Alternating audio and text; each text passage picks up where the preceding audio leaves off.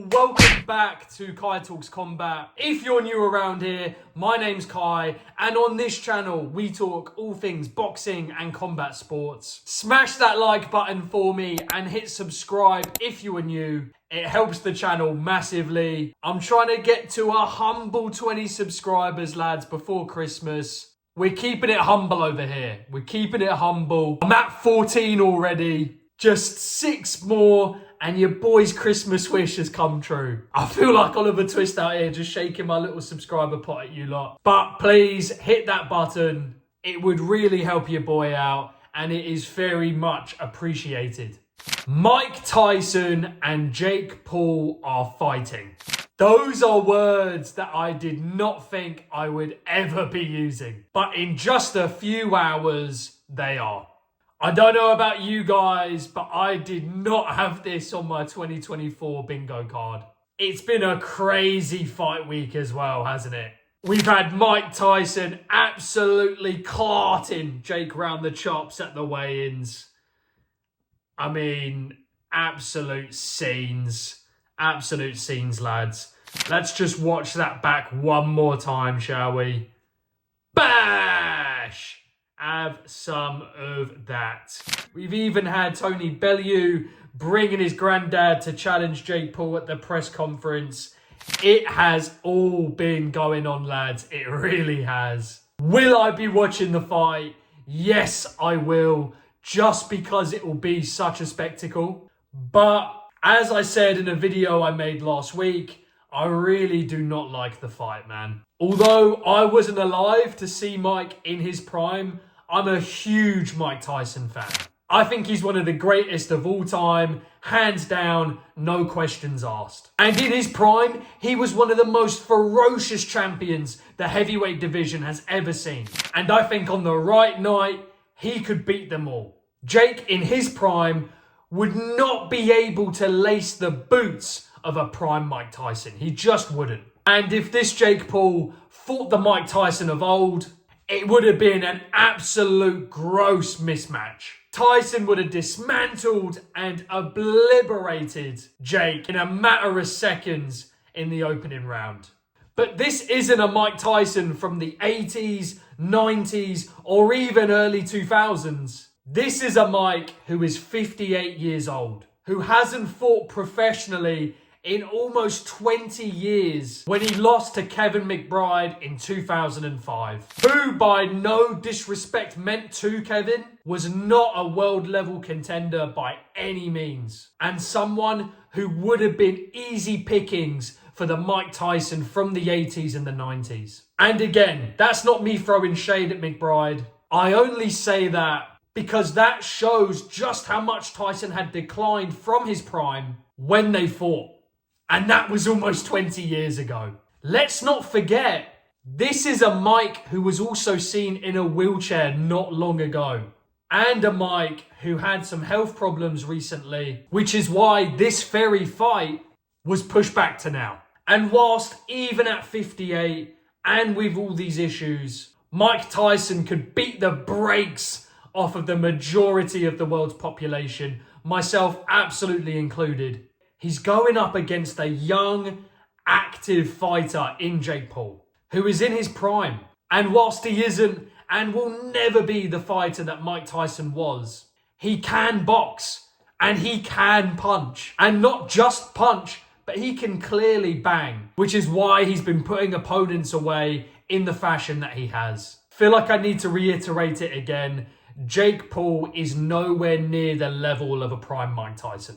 And whilst I think Mike will absolutely be dangerous in there for 2 to 3 rounds, if Jake is able to keep on his bike and keep out of Tyson's way, Tyson will start to fade and Jake can start to gain momentum as the fight goes on. I just don't want to see Mike get hurt, man, or for anything bad to happen to him inside of the ring. This man is boxing royalty and one of the best to ever do it. I'm not saying Mike has no chance, because of course he does. What it will come down to, though, is does he have enough left in the tank? I'm not sure he does. I'm really not sure he does. If Mike can win, it will be by using his boxing brain. which is far superior to Jake's, and timing him and catching him with something big in those first few rounds. As the saying goes, power is the last thing to go. And I have no doubt in my mind whatsoever Mike Tyson can still bang.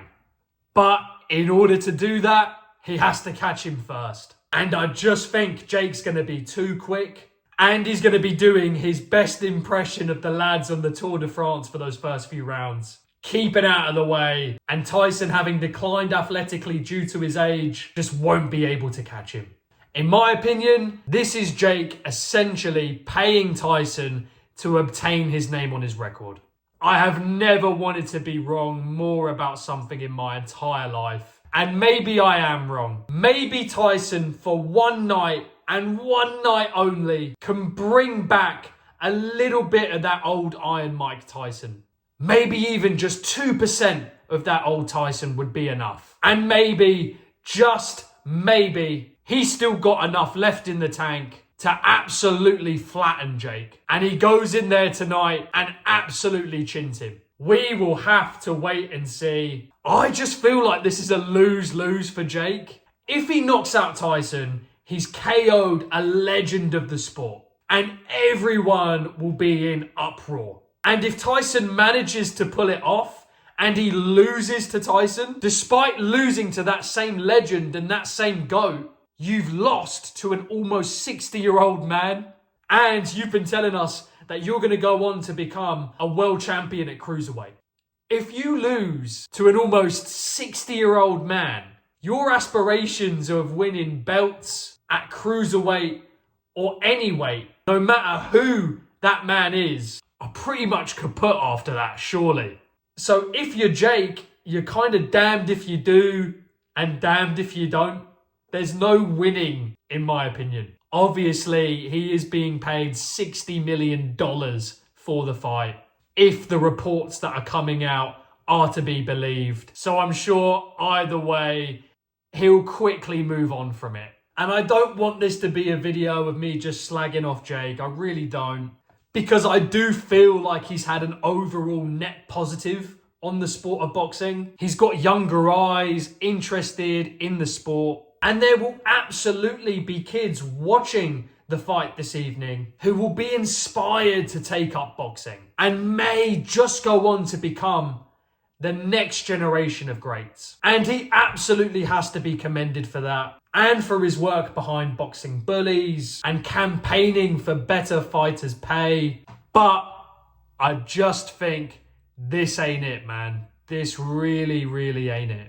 We should leave the legends and the GOATs alone, man. We really should. And I really hope that this is a one and done and it doesn't give birth to a new trend of these influencer boxers going up against GOATs of the sport. Mike's done enough for the sport already. He should be enjoying his retirement, not being called out by an influencer boxer.